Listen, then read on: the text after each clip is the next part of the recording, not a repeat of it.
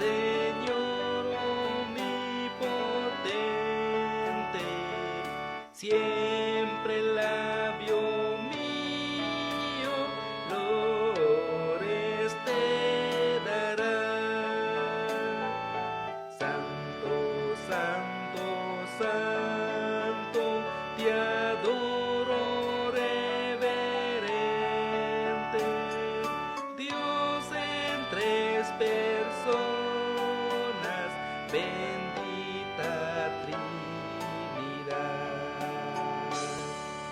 Santo, santo, santo, en numeroso coro, santos escogidos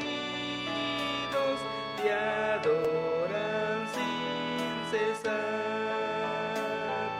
de alegría llenos y sus coronas de oro rinden ante el trono y el cristalino mar.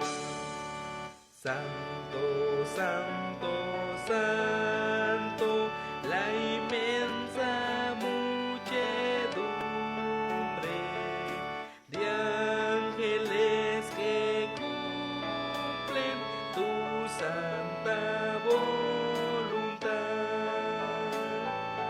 ante ti se postra bañada de tu lumbre, ante ti que has sido, que eres y serás.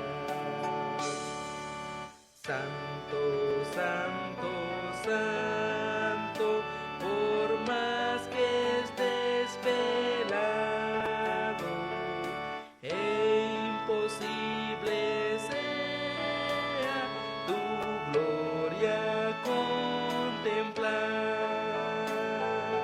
Santo, tú eres solo y nada hay a tu lado, en poder perfecto, pureza y caridad.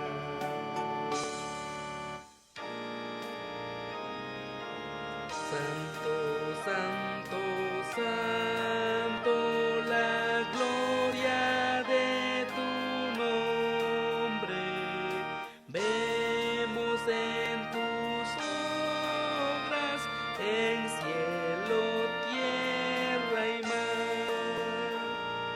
Santo, santo, santo, te adorará todo hombre, Dios en tres personas.